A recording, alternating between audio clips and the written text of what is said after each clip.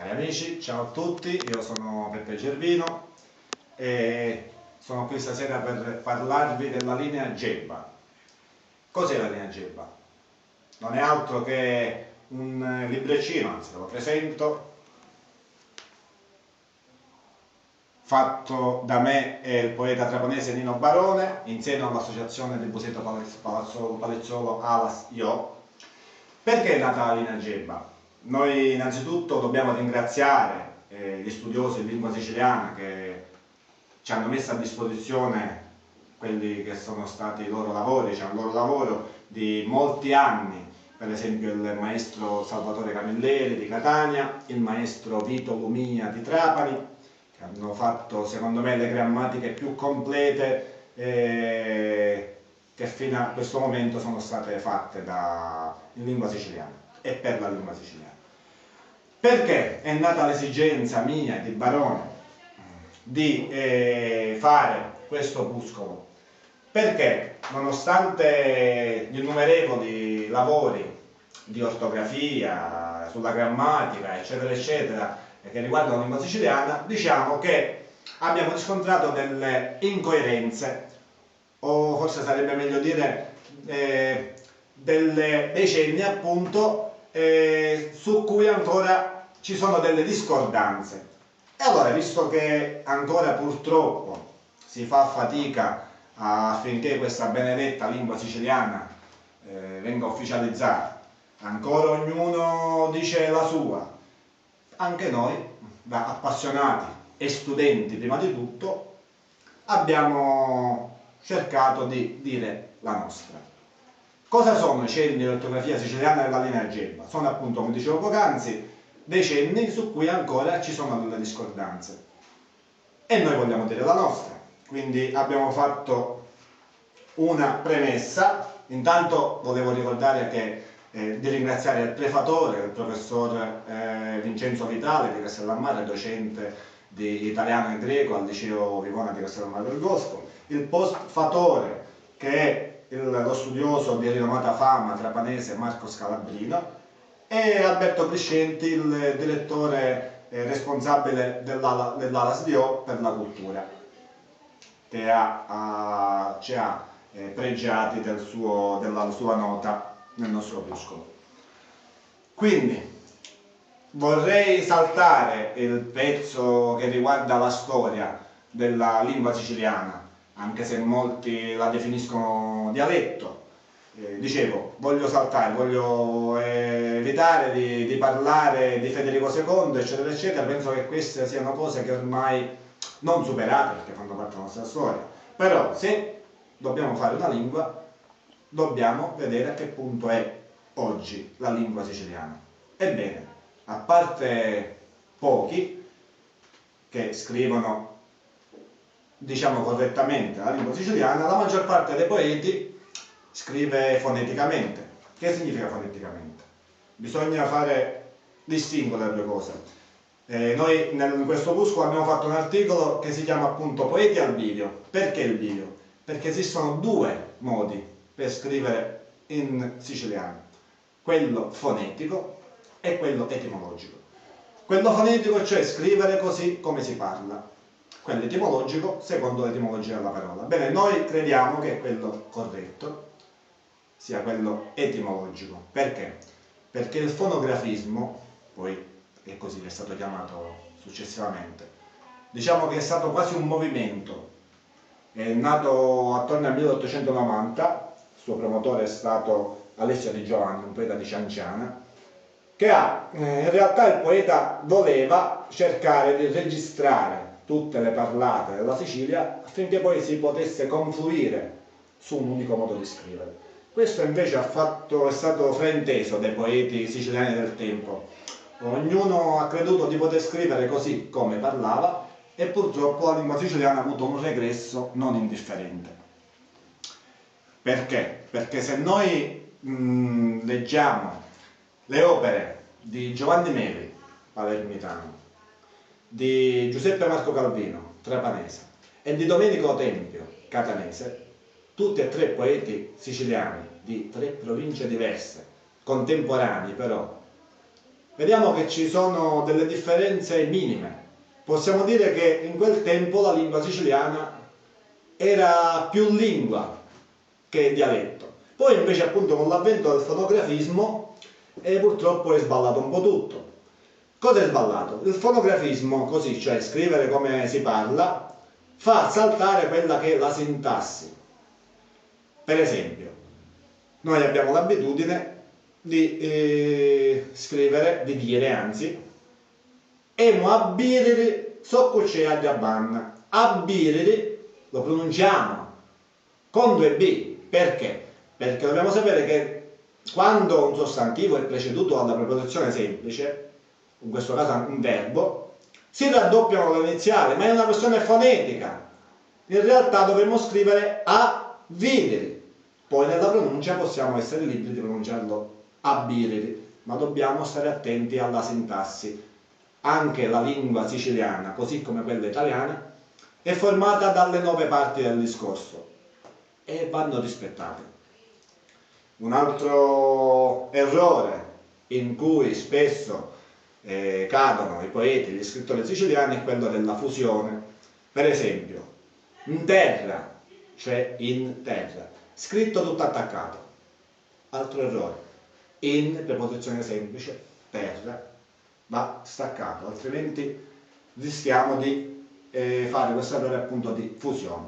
E tanti altri esempi comunque che riportati qui. Per esempio, noi abbiamo affrontato la doppia D cacuminale, abbiamo affrontato la particella ni, abbiamo affrontato la lettera J, o abbiamo affrontato il chi o il ka, tutti argomenti su cui ancora ci sono appunto delle discordanze e ognuno dice la sua. Bene, noi non vogliamo insegnare niente a nessuno, anche perché, ribadisco, noi siamo prima di tutto studenti, poeti appassionati della lingua siciliana. Non ci atteggiamo a studiosi, è la passione che ci porta a studiare e a, permettetemi un'espressione dialettale, a dire in culo allo diavolo, pure per queste cose. Quindi per esempio chi o ca, vorrei fare l'esempio. Secondo alcuni studiosi della lingua siciliana, le congiunzioni che costituiscono il pronome relativo chi o ca si equivalgono e si differenziano nell'uso solo per motivi eufonici. Esempio, viri cacari, naturalmente, è cacofonico, quindi sarebbe opportuno scrivere viri chiccari. Il chi siciliano è una forma polivalente di origine latina, deriva infatti dal qui maschile singolare, che in latino prevale su tutti gli altri generi e assume funzioni di pronome relativo maschile, femminile, singolare e plurale. Pronome interrogativo singolare, che cosa, congiunzione dichiarativa che e congiunzione dichiarativa causale, per il fatto che.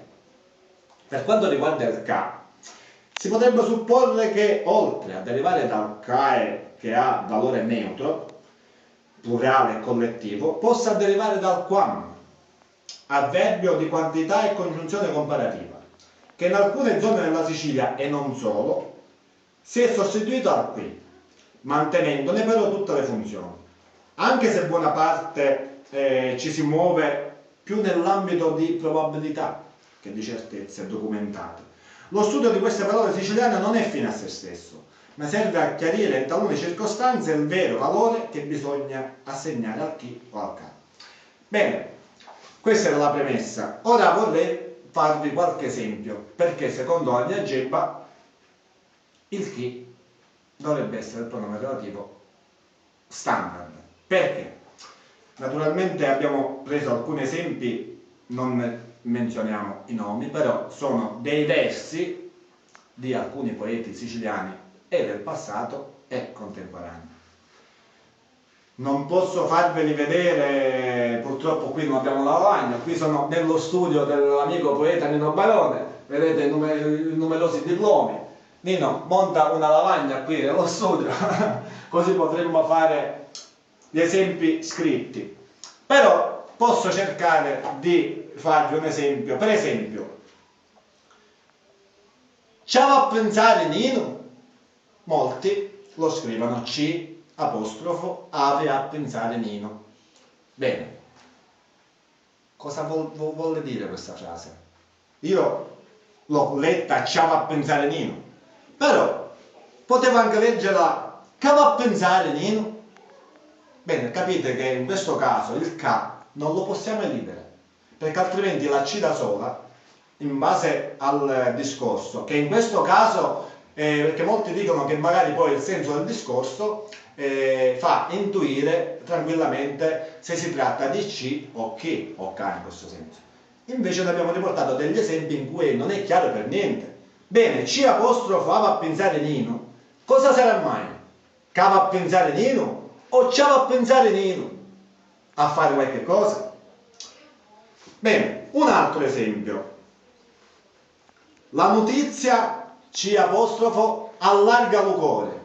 Che cos'è? La notizia che allarga lo cuore, cioè che ci allarga il cuore, o la notizia ci allarga lo cuore, a cui? Non ne mi dilungo più di tanto con il chi e con il ca, però secondo noi, ripeto, dovrebbe essere chi. Perché? Perché in lingua italiana il che ha plurifunzione.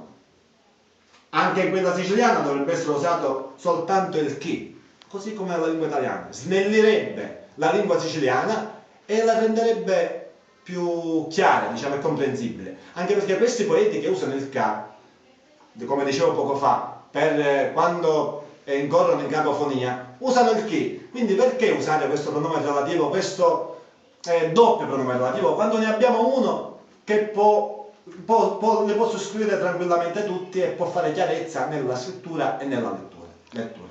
È una domanda, caro Gerbino, che mi viene così spontaneo farti.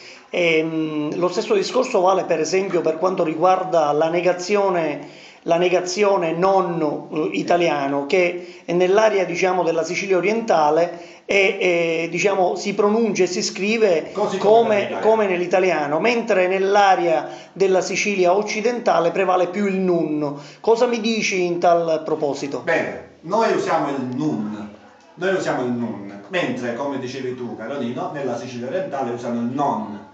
Non ci voglio pensare a questa cosa. Noi diciamo invece non ci voglio pensare. Bene, notiamo però, allora, qual è intanto, perché tu sai meglio di me, ci siamo confrontati con questi poeti della Sicilia orientale, la loro giustificazione è che il non deriva dal no e quindi non secondo loro è corretto. Perfetto. Però io vorrei dire a questi poeti, quando usano la forma contratta, non usano on con la feresi che segna la caduta della n, usano un ci voglio ire a Gabanna, un ne voglio mangiare pasta. E quindi questa feresi che cosa segna? Segna la caduta della n. Cioè questa è una loro, scusatemi cari amici poeti della Sicilia orientale, però mi sembra un'incoerenza. Quindi voi se usate il non dovete poi aferesare il non, dovete scrivere on ne voglio pasta, no un ne voglio pasta. Che cos'è la feresi? Penso che lo sappiamo tutti, la feresi segna quell'apicetto che segna la caduta di una parte della parola, di una sola lettera, in questo caso la n. E quindi secondo noi l'avverbio di negazione corretto è il nun, che poi aferesato diventa un, e no non, che aferesato non esiste completamente, con on non esiste completamente, per una questione appunto di coerenza. Usiamo il non, perfetto, però poi aferesiamo il non, quindi on ne voglio basta. Usiamo il nun, aferesiamo il nun, un ne voglio basta. Ora, siccome anche questi paesi usano il un ne voglio basta, penso che già quindi per coerenza dovrebbe essere nun. Non solo per questo, è una questione anche, sappiamo che nella lingua siciliana la O diventa U quando perde l'accento. Quindi, cari amici, Allora, cara Gerbino, bisogna salutare. ok, grazie a tutti, speriamo di essere stati abbastanza chiari e poi vi invitiamo a leggere il nostro opuscolo in cui troverete quella che è la nostra linea. Grazie a tutti ancora e buonasera, da Peppe Gerbino e Nino Baroni.